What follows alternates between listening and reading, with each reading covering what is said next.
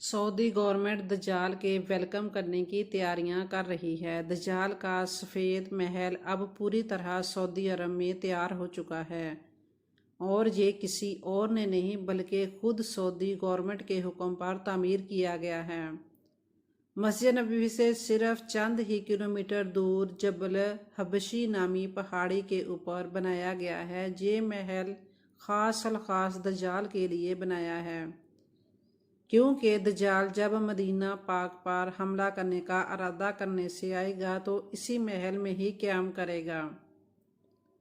بسم اللہ الرحمن الرحیم۔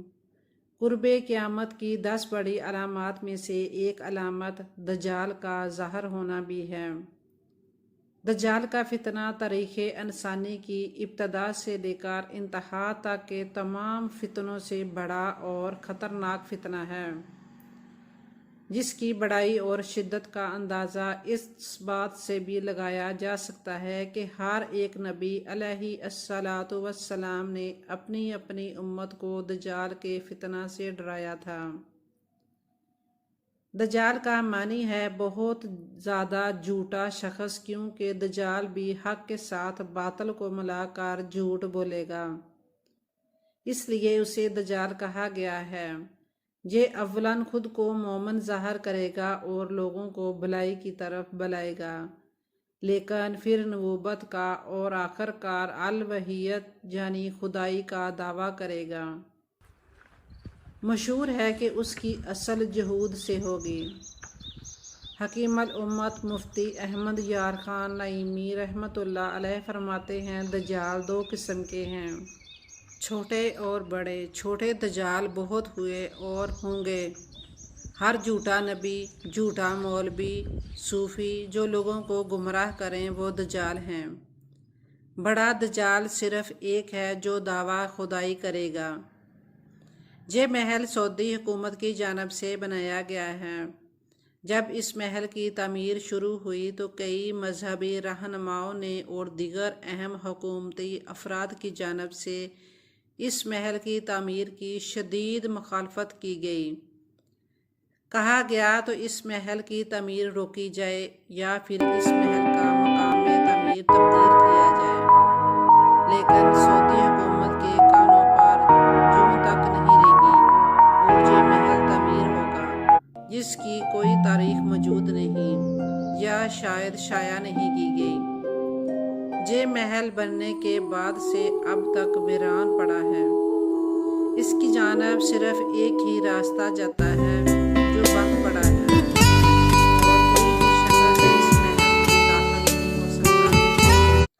اس محل میں ایک ہیلی کاپٹر بھی موجود ہے، اور اگر اس محل میں دیکھا جائے تو محل تکونی طرز پر بنا ہوا ہے، اور اس میں دجالی نشانات کی بھرمار ہے، یعنی کہ ہر طرف دجال کے نشانات، دجال کی علامات دکھائی گئی ہیں۔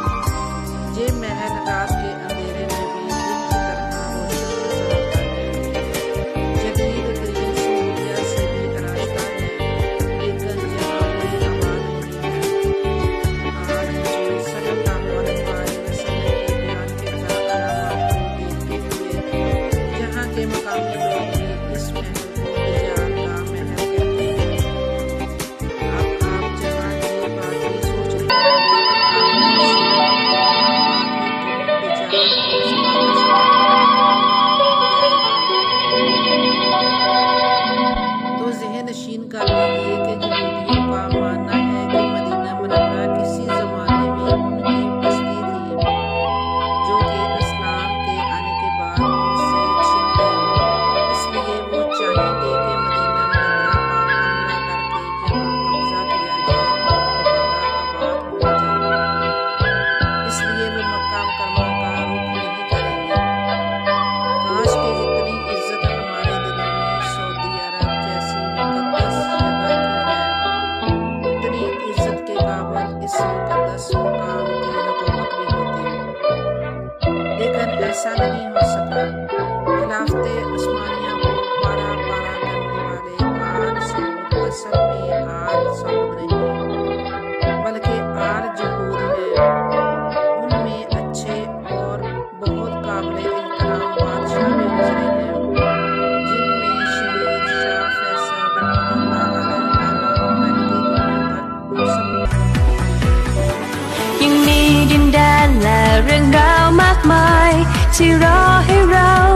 ผัสและมีชีวิตที่เรายังไม่เคยออกไปทัก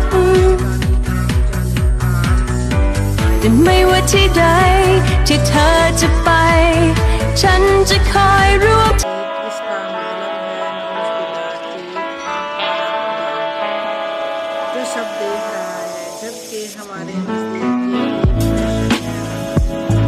آل سعود نے جہود کی خوشنودی کے لیے اس وقت خلافت آسمانیہ کو زوال پذیر کر دیا تھا جب خلافت آسمانیہ اپنے کمزور ترین دور سے گزر رہی تھی۔ اس وقت یہودی بارہا اس کے خلاف سازشیں کرتے رہتے تھے، لیکن انہوں نے ایک دفعہ واضح الفاظ میں یہ بات کہی کہ جب تک یہ خلافت کا نظام موجود ہوگا ہم کچھ بھی نہیں کر پائیں گے۔ تب ان سے پوچھا گیا کہ خلافت آسمانیہ تو اپنے کمزور ترین دور سے گزر رہی ہے، پھر اس سے یہودیوں کو کس طرح کا خطرہ لاحق ہو سکتا ہے؟ تو جواب دیا گیا کہ آج خلافت آسمانیہ کمزور ہی صحیح، لیکن مسلمانوں کو خلیفہ وقت کی طرف سے ایک آواز جائے گی اور تمام کے تمام مسلمان سب کچھ چھوڑ کر میدان میں نکل آئیں گے۔ تب اسی آل سعود نے خلافت آسمانیہ کا تختہ الٹ دیا۔ گزشتہ برسوں سے سعودی حکومت متعدد محکموں کے لوگوز تبدیل کر کے ان میں ایک آنکھ شامل کر چکی ہے۔ سعودی عرب اب ہاتھوں سے جا چکا ہے تو کسی اور طور پر بھی غلط نہیں، بس بظاہر ایک اسلامی ریاست کا نمونہ پیش کیا جا رہا ہے، اندر سے حکومتیں کسی اور کے کنٹرول میں ہیں۔ موجودہ سعودی فرمانروا محمد بن سلمان اسلام کی باقیات بھی نہ رہنے دیتا۔ اگر ہمارے مدینہ اور مکہ اللہ کی حفاظت میں نہ ہوتے، آج اسی سب گندگیوں کی اجازت دی جا رہی ہے جو آج سے 1400 سال پہلے ہمارے نبی حضرت محمد صلی اللہ علیہ وسلم مٹا کر گئے تھے، یعنی شراب خانے، فحاشی کے اڈے، مخلوط محفلیں اور ناچ گانے کی اجازت، عورتوں کو آزادی، سینما گھروں کا کھولے جانا۔